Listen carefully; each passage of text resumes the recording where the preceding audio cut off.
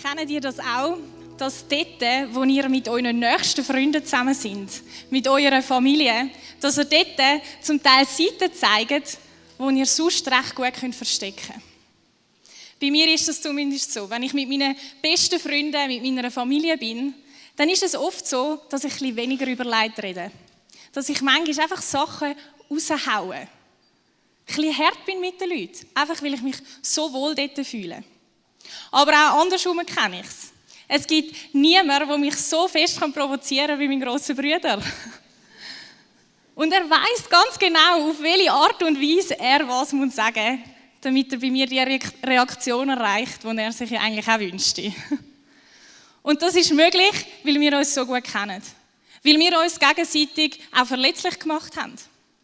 Und wenn es ein bisschen bei diesen Sticheleien bleibt, dann ist das ja mega schön und mega cool, es gehört auch mal dazu. Aber manchmal kann es dann eben auch zu viel sein.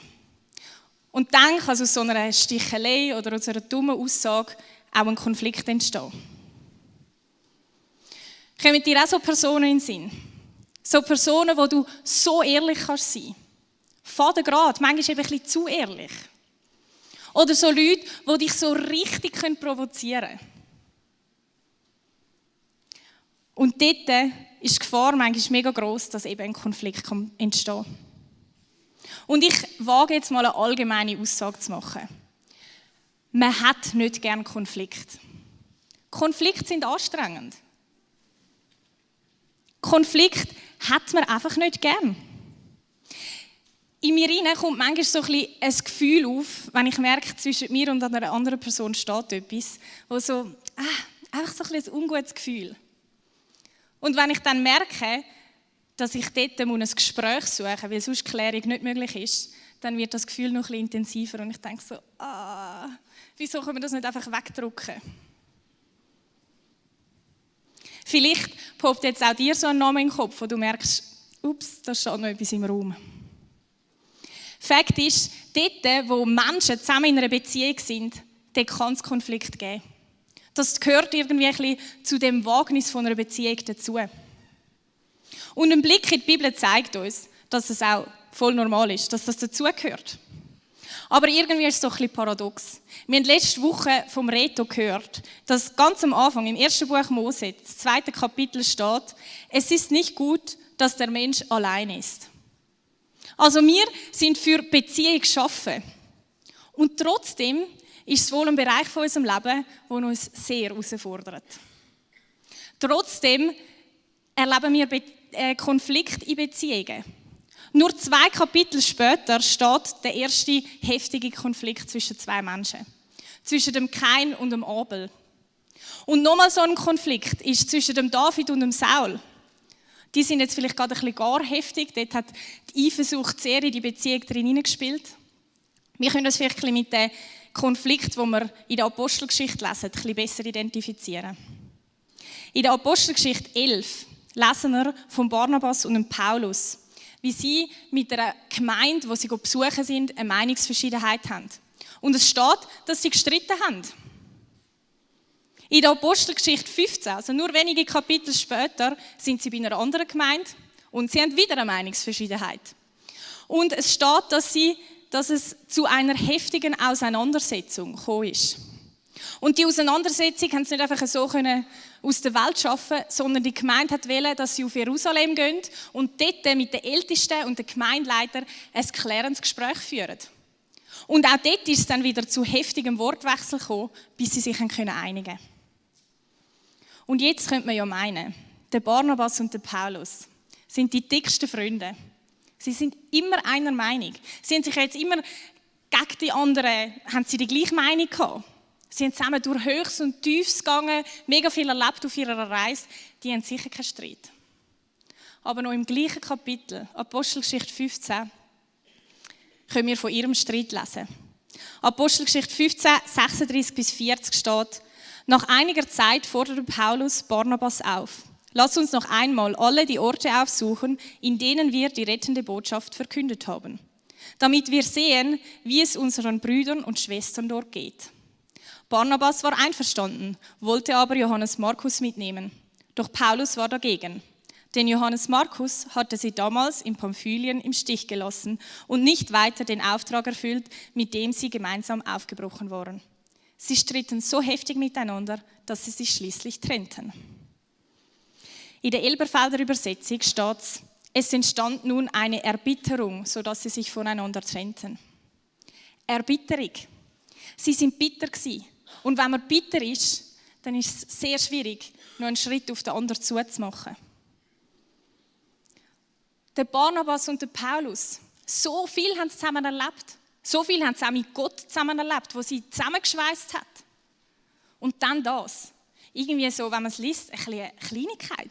Und ich frage mich, sind sie da nicht einfach ein bisschen stur? Hätten sie es nicht geschafft? Sie haben sogar das gleiche Ziel vor Augen. Sie wollen, dass das Evangelium verbreitet wird. Aber sie packen es irgendwie nicht mehr, dass sie das zusammen machen können. Sie verfolgen zwar weiterhin das Ziel, aber auf unterschiedliche Wege. Das Schöne ist, dass wir aufgrund der Briefe, die wir in der Bibel haben, davon ausgehen können, dass sie sich später wieder versöhnt haben.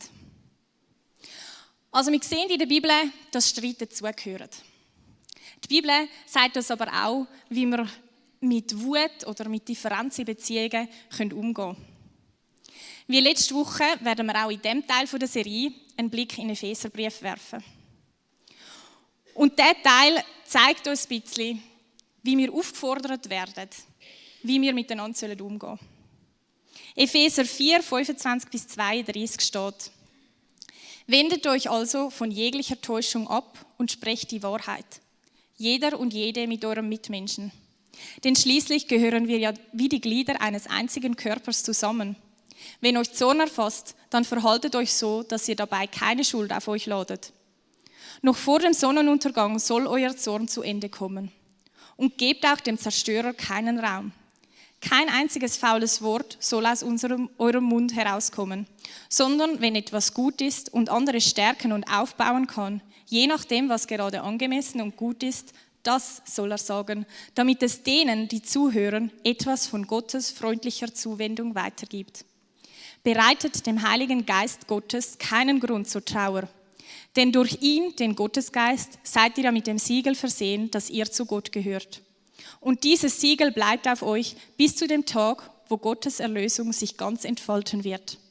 Weit entfernt von euch soll jede Art von Bitterkeit sein, genauso auch Wut, Zorn, Geschrei und zerstörerisches Gerede. Und überhaupt jede Art von Bosheit. Seid zueinander gütig, voller herzlicher Anteilnahme und vergebt einander großzügig. Denn auch Gott hat euch ja durch den Messias mit seiner Gnade beschenkt. Gerade ein bisschen eine heftige Botschaft, wie wir dann miteinander umgehen sollen. Dem Abschnitt gehen noch ein paar Verse voraus. Und zwar sagt dort der Paulus seinen Lesern, dass sie, weil sie jetzt Gott kennen, so handeln sollen. Sie sagen, er schreibt ihnen, weil ihr Gott kennt, sollt ihr das alte Leben wie alte Kleidung abziehen und das neue Leben wie neue Kleidung anziehen. Ihr sollt einen Unterschied machen zu denen, die Gott eben noch nicht kennen. Und das soll euch möglich sein, weil der Geist in euch lebt. Wir sind in einem beständigen Erneuerungsprozess.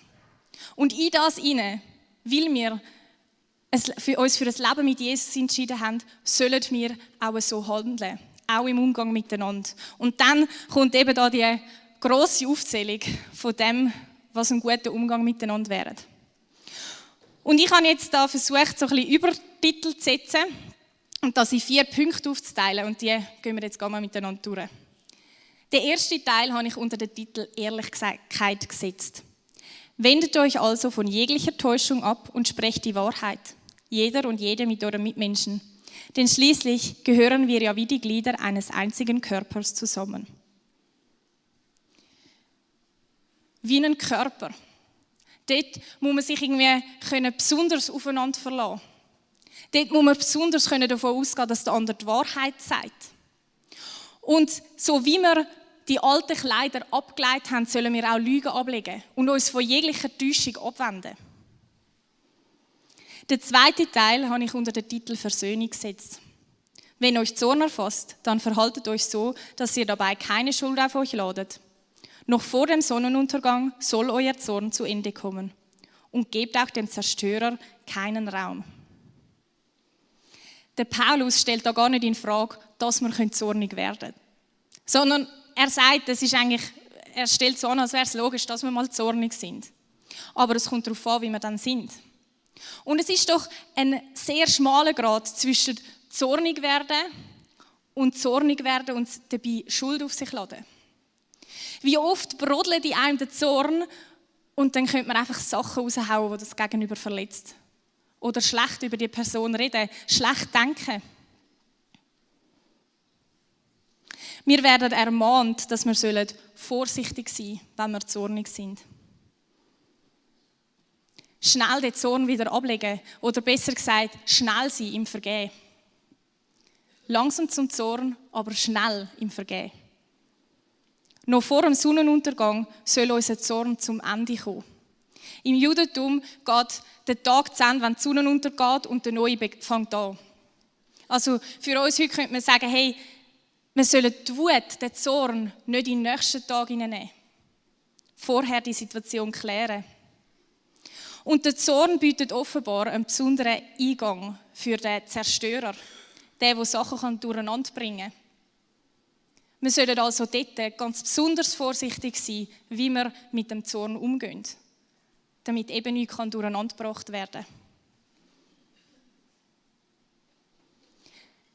Der dritte Obertitel ist konstruktives Reden. Kein einziges faules Wort soll aus eurem Mund herauskommen, sondern wenn etwas gut ist und andere stärken und auferbauen kann, je nachdem, was gerade angemessen und gut ist, das soll er sagen, damit es denen, die zuhören, etwas von Gottes freundlicher Zuwendung weitergibt. Bereitet dem Heiligen Geist Gottes keinen Grund zur Trauer. Wie in dem Teil, der vorausgeht, sehen wir es auch hier. Wir sollen die alten Kleider ablegen, aber Neues annehmen. Also alte Eigenschaften wie eben das schlechte Reden oder den Zorn ablegen und im Gegenzug etwas Gutes anlegen. Dass wir Neues und Wahres können unserem Gegenüber aussprechen können. Dass unser Gegenüber gestärkt wird mit unseren Worten und somit auch der ganze Leib. Der ganze Körper, wie da drin die Rede ist. Und der eine Satz, damit es denen, die zuhören, etwas von Gottes freundlicher Zuwendung weitergibt, der fordert richtig raus. Ich schwätze sehr viel. Ich könnte vermutlich die Hälfte oder ein Drittel schwätzen. Oder noch weniger. Das ist eine mega Herausforderung. Das zu schwätzen, wo etwas weitergibt von der Zuwendung, von der lieben Zuwendung von Gott. Und der vierte Teil habe ich unter geheiligtes Temperament gestellt. Also einen guten, einen gesunden Umgang mit unseren Emotionen. Weit entfernt von euch soll jede Art von Bitterkeit sein, genauso auch Wut, Zorn, Geschrei und zerstörerisches Gerede und überhaupt jede Art von Bosheit. Seid zueinander gütig, voller herzlicher Anteilnahme und vergebt einander großzügig, denn auch Gott hat euch ja durch den Messias mit seiner Gnade beschenkt. Der letzte Teil fasst nochmal so ein bisschen zusammen. Was wir lassen sollen und was wir stattdessen annehmen sollen. Bitterkeit, Wut, Zorn. Das passiert dort, wo wir uns von unserem Gegenüber verletzt fühlen. Und dort schiessen wir ja dann, tun wir dann auch wieder verletzen. Aber wir sollen vergeben. Wir werden zur Vergebung aufgerufen, damit alte Rechnungen nicht offen behalten werden, damit Sachen, die zwischen einem stehen, nicht zwischen einem bleiben, sondern können aus der Welt geschaffen werden. Und im letzten Satz erinnert uns der Paulus auch noch daran, wieso dass es dann uns möglich ist, zu vergeben. Weil wir selber die Vergebung ja auch erlebt haben. Weil Jesus, als er am Kreuz für uns gestorben ist, uns reingewaschen hat, uns vergeben hat für alles, was wir machen. Ewige Vergebung uns gegeben hat. Und darum sind wir auch fähig, anderen zu vergeben. Darum sollen wir fähig sein, anderen zu vergeben. Aber Vergebung ist nicht immer so einfach. Manchmal ist man so verletzt, so hässig, dass es gar nicht möglich ist. Der Stadelmann, ein Theologe, schreibt in seinem Kommentar zu dem Teil vom Epheserbrief Folgendes: Bedarf es zur Wiederherstellung der Gemeinschaft eine Verhandlung mit dem Bruder, so sollen wir das rasch tun. Können wir ohne solche über die Sache Meister werden, so sollen wir sofort verzeihen. Der Groll wird nur gefährlicher, wenn er von einem Tag in den anderen hinübergenommen wird. Also er sagt, entweder du kannst sofort vergeben, und wenn das nicht der Fall ist, dann such das Gespräch. Dann schau, dass ihr das aus der Welt schaffen könnt. Weil wenn die Emotionen, die Wut in den nächsten Tag genommen werden, dann wird es nur noch schwieriger. Im Zusammenleben mit anderen, in den unterschiedlichsten Beziehungen gibt es immer wieder Grund, um irgendwie ein bisschen Auseinandersetzung zu haben. Zornig werden, Unstimmigkeiten zu haben. Aber der Paulus sagt dort, es kommt darauf an, wie wir dann damit umgehen, wenn die Gefühle herum sind. Nicht einfach Augen zu und durch, sondern vergeben, den Zorn im Zaum behalten. Und so, wenn wir das irgendwie so anbringen, können Konflikte auch Chancen werden. Eine Chance, uns selber herauszufordern. Eine Chance, uns selber besser kennenzulernen und das Gegenüber auch. Konflikte geben uns die Chance, auch in Differenzen in Beziehung zu bleiben. Konflikte lernen uns, demütig zu sein, zu vergeben. Eben abzuwägen, kann ich vergeben oder soll ich das Gespräch suchen? Konflikte lernen uns, auch zu unseren Gefühlen zu stehen, unseren Standpunkt zu vertreten. Und jetzt gibt es immer auch noch unterschiedliche Typen, wie man dann so einen Konflikt löst. Viele haben Konflikte nicht gern. Ein paar wenige finden es vielleicht lässig, sogar einen Konflikt zu haben, weil es fordert sie raus und sie können etwas anpacken. Im Buch «Die Kunst, andere zu führen» beschreibt Thomas Harry so verschiedene Typen. Und er beschreibt sie anhand von Tieren. Und ich möchte euch so 2 Tiere vorstellen. Das erste Tier ist das Faultier. Wir haben es hier dabei. Und das Faultier hängt sich so an den Baum und will eigentlich gar nicht viel damit zu tun haben. Das Faultier stellt auf stumm und hofft, dass der Konflikt dann schnell vorbeigeht. Sein Motto ist: halte dich raus. Ein bisschen, es ist mir egal, Haltung. Soll doch der einen Konflikt haben? Mich betrifft es ja nicht. Vielleicht wäre es daran, dass das Faultier lernt, einen Konflikt wahrzunehmen, wirklich anzuschauen und seine Gefühle auszusprechen. Vielleicht wäre es daran, dass das Faultier wirklich etwas dagegen unternimmt und es gegenüber ernst nimmt. Das andere Tier ist der Leu.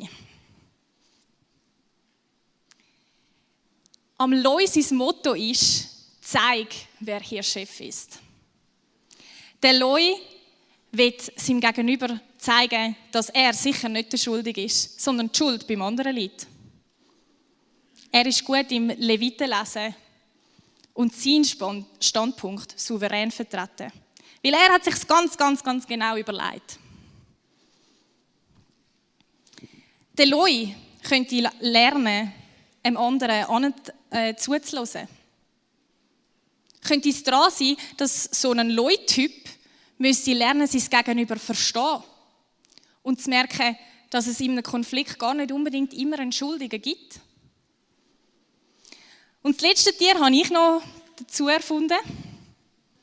Das ist das Kuscheltier. Und das Kuscheltier will Hauptsache Frieden. Das Kuscheltier tut lieber Sachen abschlucken und die eigenen Gefühle nicht aussprechen, damit gar nicht erst ein Konflikt entsteht. Sie wollen auf alle Fälle, ganz egal was es kostet, die Harmonie bewahren. Anpassung ist angesagt. Ja, nicht anecken. Könnte es dran sein, für ein Kuscheltier bewusst einen Konflikt anzugehen? Lernen, die eigenen Gefühle deutlich zu äußern und halt mal in Kauf nehmen, dass es einen Konflikt gibt? Kannst du dich mit dem einen oder anderen Tier identifizieren? Vielleicht sind es auch nur Punkte daraus oder du merkst, ich reagiere einmal so und so in Konflikt. Das Problem ist, nur zu merken, welches Tier das wir sind, zu merken, was wir für eine Tendenz haben, wie wir in Konflikt handeln, das bringt uns leider noch nicht weiter. Sondern wir müssen dann auch mutige Schritte wagen. Was aus dem Epheserbrief könnte unserem Tier besonders gut tun? In welcher Beziehung ist es daran, dass wir einen Schritt wagen? Vergebung aussprechen, damit wir wieder in Frieden miteinander leben können. Vielleicht hast du eine Beziehung, wo ihr einen Konflikt habt, der eigentlich schon immer ist. Du magst dich gar nicht mehr genau so daran erinnern, wie es ist ohne diesen Konflikt. Vielleicht wäre es daran, dort einen mutigen Schritt zu gehen. Oder es ist eine Beziehung, wo du die Hoffnung schon aufgegeben hast. Das ist so verstritten, dort finden wir uns nicht mehr. Oder es ist ganz ein neuer Konflikt. Ein frischer. Einer, wo die Verletzung noch sehr frisch ist. Oder es ist ein Konflikt, wo dein Gegenüber gar noch nicht mal weiss, dass es ein Konflikt ist. Aber du empfindest eben so das Gefühl, das eigentlich sagt, such das Gespräch oder sprich Vergebung aus. Welcher Schritt ist in unserem Leben dran? Wo können wir in diesen neuen Kleidern handeln?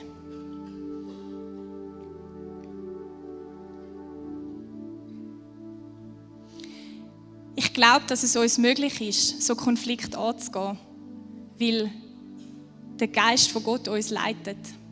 Weil er uns Kraft gibt zum Vergeben, aber auch Kraft zum Konflikt ansprechen. Dass wir das nicht alleine machen müssen. Und ich glaube auch, dass er der ist, der anklopft und sagt, hey, dort musst du hinschauen. Oder mit dieser Person musst du mal das Gespräch suchen. Und so möchte ich Gott dafür beten, dass wir das erleben dürfen. Vater, ich danke dir, dass du uns geschaffen hast für Beziehungen. Dass du der bist, der der Erfinder von Beziehungen ist und dass wir so gesegnet sind durch dich. Und gleichzeitig bitte ich dich, dass du uns hilfst, die Beziehungen auch gesund zu meistern. Dass wir unsere Emotionen irgendwie angepasst überbringen können. Dass du uns in dem Weisheit gibst. Dass du der bist, der uns die Kraft gibt zum Vergeben. Dass du der bist, der uns Kraft gibt, zum Konflikt wirklich loszulassen oder anzugehen. Und so bitte ich dich, dass du uns auch daran erinnerst, wo das es dran ist, etwas zu machen. Wo das es dran ist, so einen mutigen Schritt zu gehen. Danke, dass du uns leitest, dass du uns nicht allein lässt. Dass du uns begleitest in diesen Herausforderungen drin. Amen.